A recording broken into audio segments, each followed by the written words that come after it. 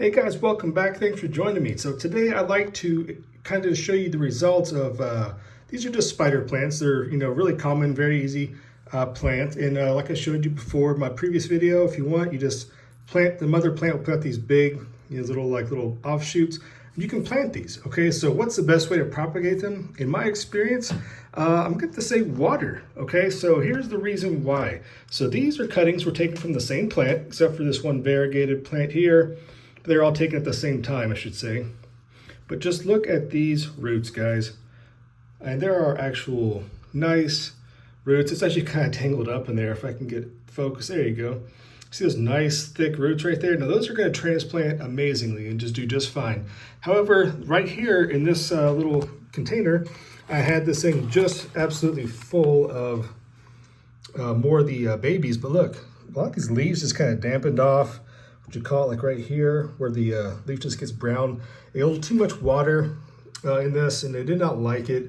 And to be honest with you, a bunch of them died. They already pulled it out. So let me go if I can gently kind of remove one. Let's go with this right here. Let's see if we can just see what the roots look like on this one. So it is in there pretty well.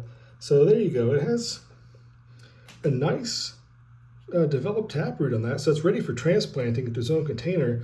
But just overall, I mean, the success rate with this right here, I probably lost a third, maybe half of the ones. This thing was pretty full. All of the variegated ones in this one, 100% died, did not survive. However, over here in the water, the variegated, which I find are a little bit harder to root, there you go. That's the variegated type right here. Okay, so I think sometimes it's called Bonnie. I'm not sure if that's the right word or just the variegated spider plant.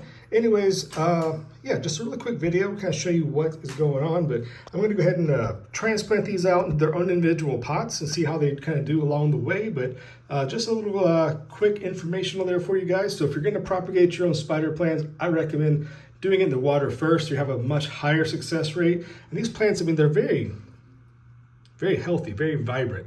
Okay, and over here, I mean, some of these are doing well, but like this one here, I guess it's alive, maybe not. It even has roots.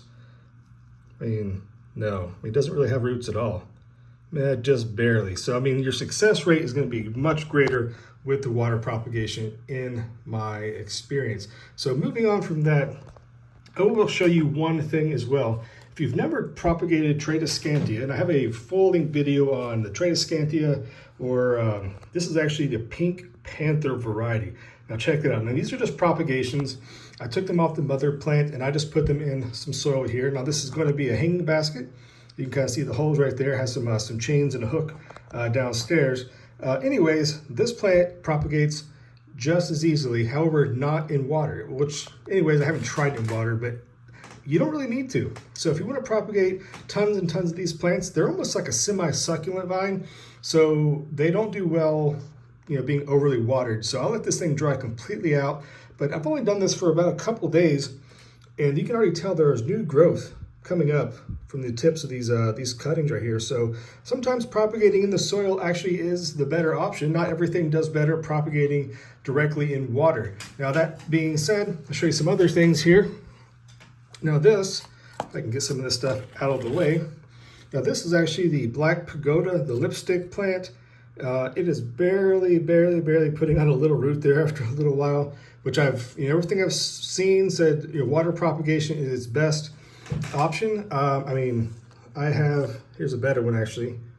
See that? But it kind of gets that slimy kind of, you can see right there, that's kind of gross. I need to clean this water out, but yeah. So I don't know, sometimes things do better in water than they do in the soil. And this right here is another experiment. This is actually the ZZ plant. I did a video on propagating that from leaf cuttings. This doesn't seem to be doing quite as well. But like I mentioned, I've grown ZZ plants from leaf cuttings plenty just for experimenting. And I think that, if I can get situated here, guys, bear with me. Now check it out. Now this one, I'll just go ahead and grab here. If I can kind of pull this out without, yeah, so see this right here? Now this is putting on a nice big leaf, nice big root, and nice, see they'll actually form these little balls like that. So it's almost like a succulent bulb that they'll form. Now this will take a long time to happen in the water, but this leaf, it's readily propagating in the soil. So do some experimenting with your own propagations and cuttings, guys. You never know what might work best for you, but for me, these are the things that have worked best for me. Maybe you can give it a shot. Let me know how it works out in the comments down below. So guys, have a nice end of 2023. I'll see you in 2024. Until then, bye-bye.